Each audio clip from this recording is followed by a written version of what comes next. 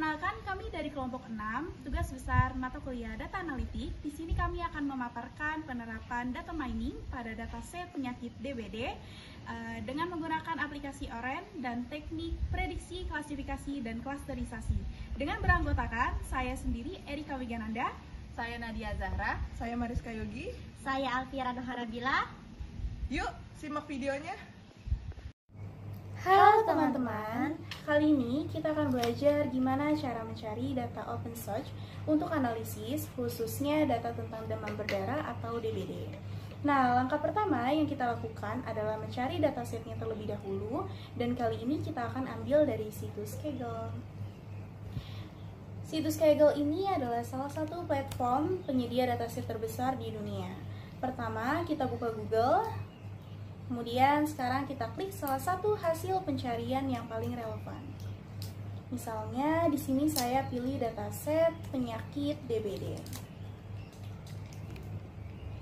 Biasanya halaman ini akan terlihat informasi tentang nama datasetnya, jumlah kolomnya, deskripsi fiturnya, dan juga ukuran filenya.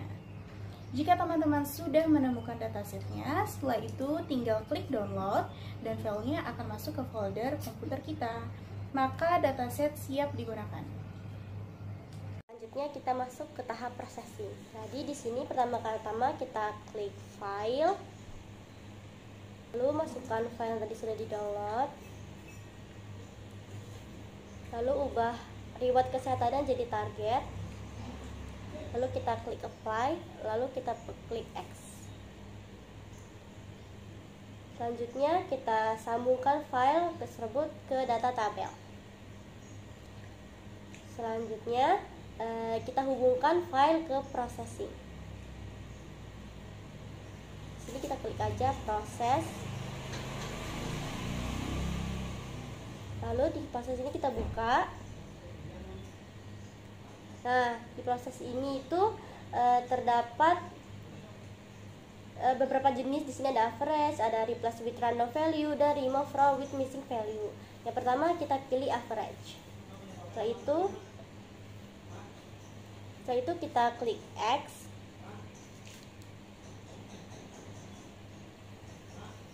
Setelah itu dari processing ini kita sambungkan ke data table. Kemudian yang kedua, kita sambungkan lagi ke processing.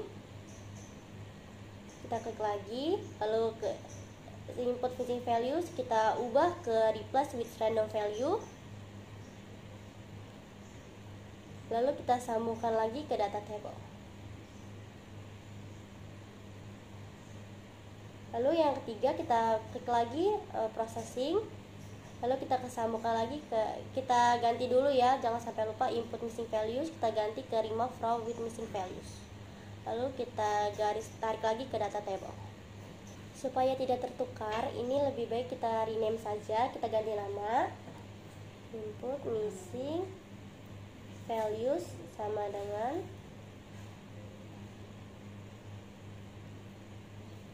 average. Lalu kita enter. Lalu yang data table-nya kita ganti juga, kita rename menjadi average.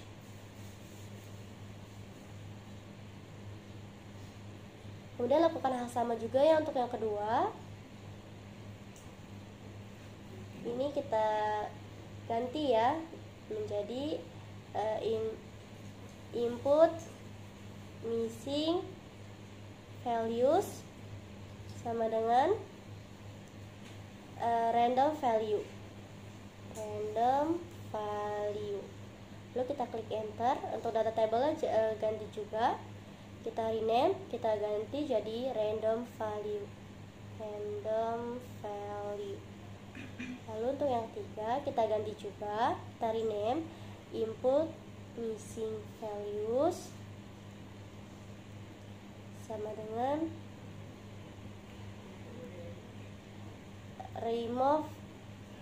remove from. Lalu data table-nya kita ganti juga jadi remove from.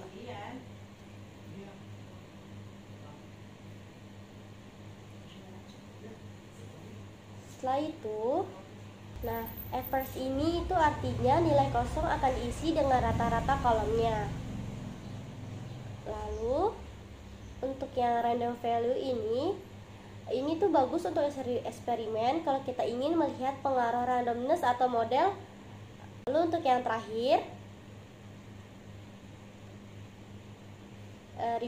remove from, cara ini tuh cepat tapi harus hati-hati karena bisa bikin data jadi terlalu sedikit. Setelah kita menentukan processing, kita masukkan file lagi, kemudian kita hubungkan ke data table. Lalu filenya jangan lupa masukkan file yang tadi, lalu ubah riwayat kesehatannya jadi target. Itu klik apply, lalu klik X. Lalu kita hubungkan lagi ke processing, lalu kita klik, kita pilih normalize feature,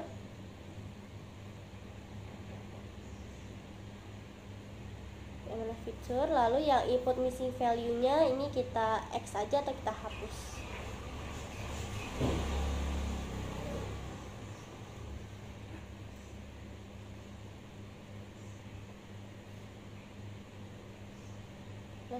Kalau sudah, kita klik X, lalu kita prosesnya kita sambungkan ke data table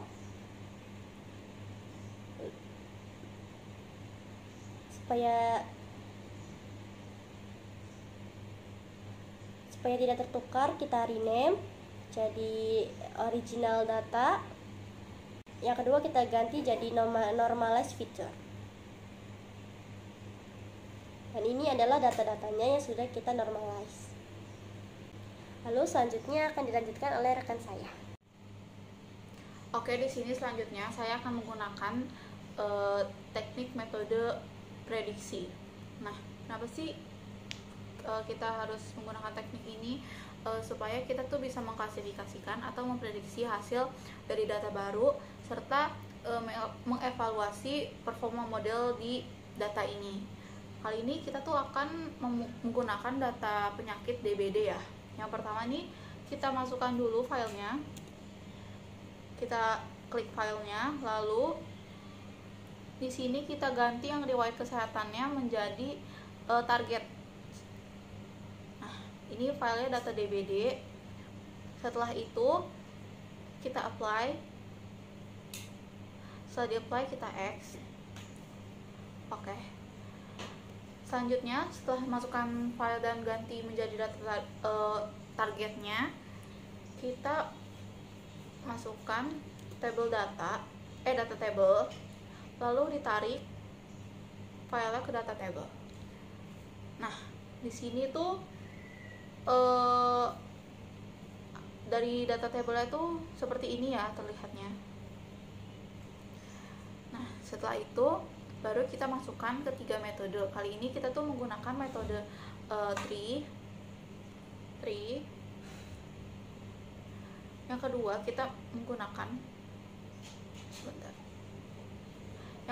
kita menggunakan metode net bias. Oke, yang ketiga kita menggunakan metode ADABUS.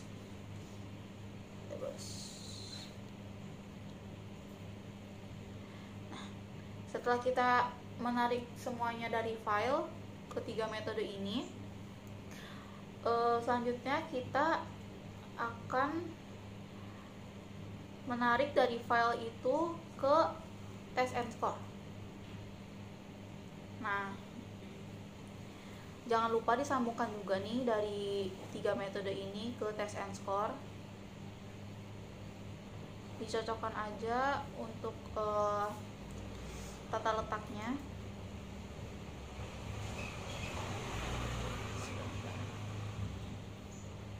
Nah, setelah test and core sudah kita sambungkan ketiga metode ini, lalu kita sambungkan lagi ke prediksi karena kita menggunakan teknik ini. disambungkan semuanya. Yang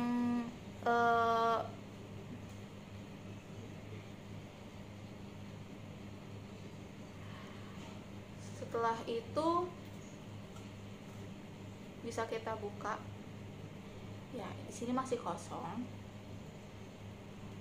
Ini metode tree, NavBayes, Adabus. Lalu di sini ada test and score. Sebentar. Setelah semuanya disambungkan, lalu kita membuat data baru, memasukkan file baru. Oh ya, ini jangan lupa di rename karena agar tidak keliru ya. Sebentar, ini aku rename dulu. Rename.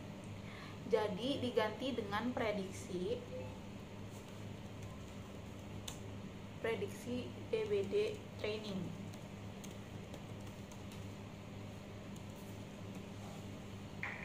Nah, yang ini kita rename juga menjadi prediksi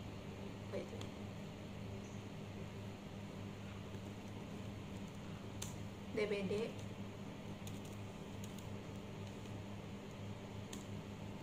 testing atau uji. Nah, ini file yang kedua kita tuh agar bisa membedakan aja ya dari file yang prediksi training dan testing atau uji. Nah, di sini juga kita masukkan data table-nya, lalu ditarik juga. Setelah itu sambungkanlah dari file testing uji ke prediction. Nah, ini dia dari hasil dari metode prediksi. Kita sambungkan di file ini. Setelah itu kita buka yang test and score. Nah, di sini ternyata tuh paling tinggi tuh kita menggunakan metode NavBayes ya.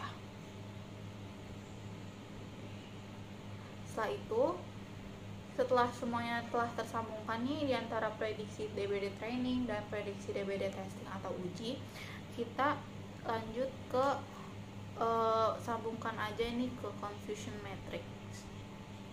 Ya, ini tuh tahap terakhir ya. Disambungkan ke prediksi.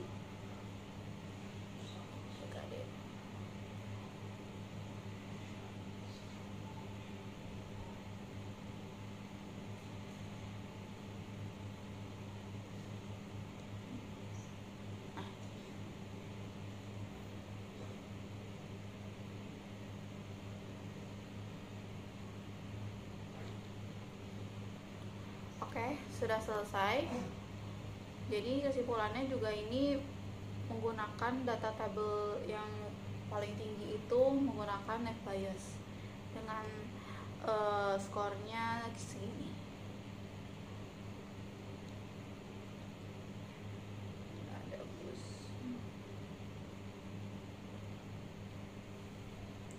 Oke, sekian dari prediksi DBD. Kita akan lanjut ke klasifikasi. Oke, selanjutnya saya akan masuk ke teknik klasifikasi. Langkah pertama, kita mulai dengan mengimport data menggunakan widget file. Di sini kita pilih analisis. Di sini kita pilih dataset yang kita akan analisis, yaitu file data DBD. Kita ganti di riwayat kesehatan menjadi target. Kita apply dan bisa langsung kita close saja. Selanjutnya kita hubungkan file ini ke data table. Tujuannya untuk melihat isi data secara langsung dan mengecek apakah data sudah terbaca dengan benar. Kita bisa buka, sudah terlihat riwayat kesehatan menjadi target karena terbold di depan sini. Kemudian bisa langsung kita close saja.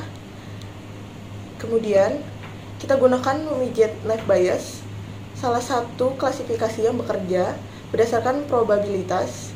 Widget ini akan belajar dari data yang kita masukkan. Kemudian dari NavBayes ini kita sambungkan kedua widget. Tapi yang pertama kita masukkan terlebih dahulu kepada prediction.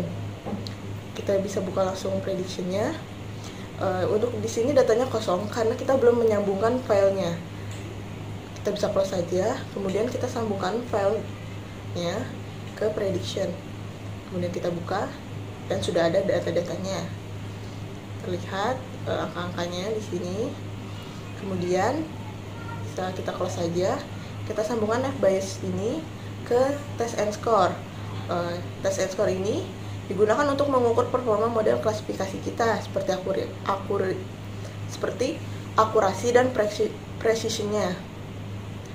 Kita sambungkan juga filenya ke test and score. Kita bisa rapikan terlebih dahulu supaya terlihat jelas. Kemudian kita bisa buka test and score-nya. Nah, dari sini kita bisa lihat hasil evaluasi model F-Bayes ini menunjukkan performa yang cukup baik. Nilai AUSI sebesar 0,873 menunjukkan kemampuan membedakan kelas cukup efektif. Akurasi sebesar 83,8% dengan F1 score sebesar 0,839 menandakan keseimbangan antara precision 84% ini dengan recall 83%. Nilai MCC sebesar 0,648 ini menunjukkan korelasi yang cukup kuat antara prediksi dan data aktual. Secara keseluruhan, model ini tergolong stabil dan cocok untuk klasifikasi dengan data yang tidak terlalu kompleks. Selanjutnya akan dilanjutkan oleh rekan saya menggunakan teknik klasterisasi. Oke, setelah kita tadi udah selesai melakukan klasifikasi data DBD menggunakan metode F-Bayes, sekarang kita lanjut ke teknik berikutnya, yaitu klasterisasi. Jadi, kalau klasifikasi tadi kan tujuannya untuk memprediksi status kesehatan berdasarkan riwayat atau gejala, ya. Jadi, kalau klasterisasi ini tuh berbeda. Di sini kita akan mengelompokkan data DBD menjadi beberapa klaster tanpa ada label atau target. Jadi kita biarkan sistem ini menemukan polanya itu sendiri. Pertama-tama kita mulai dari file, kemudian kita ambil dulu data DBD-nya ya. Ini udah tersimpan di sini. Kalau belum kita masukkan dulu datanya. Kalau udah kita silang. Setelah itu kita sambungkan ke data table. Sini. Jadi untuk data table ini supaya kita tahu ya datanya, di sini isinya ternyata udah masuk. Ini merupakan isi dari datanya. Di sini ada jenis kelaminnya, usianya, penyakitnya, dan segala macamnya. Kemudian kita silang aja. Setelah itu jika sudah, dari file ini kita sambungkan ke Cummins ya. Kita search aja, ini udah ada, kita klik ya. Kalau udah, jadi Cummins ini untuk kita mengatur jumlah klaster sesuai dengan kebutuhannya. Misalnya klaster yang kita butuhkan ini 3 ya. Jadi tujuannya itu supaya kita bisa lihat apakah ada pola tertentu di data DBD ini. Misalnya di klaster 1 wilayah dengan kasus DBD tinggi, klaster 2 ini wilayah sedang, klaster 3 ini wilayah rendah. Jadi ini bisa membantu pengambilan keputusan kayak wilayah mana yang perlu diprioritaskan. Kemudian kita silang aja. Setelah itu dari Cummins ini kita sambungkan ke scatterplot ya. Ini udah ada, langsung kita klik aja. Jadi scatterplot ini kita bisa lihat visualisasi dari masing-masing klaster. Jadi setiap titik ini tuh mempresentasikan satu data wilayah dan warna-warna di grafik ini menandakan dia termasuk ke klaster mana. Itu kita silang. Kemudian dari Cummins ini kita sambungkan kembali ke silhouette plot. Jadi silhouette plot ini supaya kita bisa ngecek seberapa baik pembagian klasternya. Jadi kalau nilai silhouette-nya itu tinggi, berarti klasterisasinya itu kita cukup efektif. Jadi dari visualisasi ini kita bisa lihat secara langsung gimana pasien-pasien tadi itu terbagi. Kalau kelompoknya warnanya jelas dan nggak tumpang tindih, berarti hasil klasternya itu udah cukup bagus. Terus juga kita pakai siluet plot tadi ya. Kalau misalkan nilainya malah negatif itu jadi dia salah kelompok. Jadi dengan klasterisasi ini kita bisa tahu bahwa pasien DBD ternyata bisa dikelompokkan ke dua tipe berdasarkan ciri-ciri medisnya tanpa perlu tahu dulu status awalnya. Jadi ini sangat membantu kalau kita pengen tahu tren pasien atau bikin sistem pendukung keputusan yang bisa deteksi kondisi pasien gejala awal. Jadi sekian ya. Jadi visual yang tadi warna biru merah itu ada artinya. Sekian pemaparan dari kelompok kami. Kurang lebihnya mohon maaf. Wassalamualaikum warahmatullahi wabarakatuh.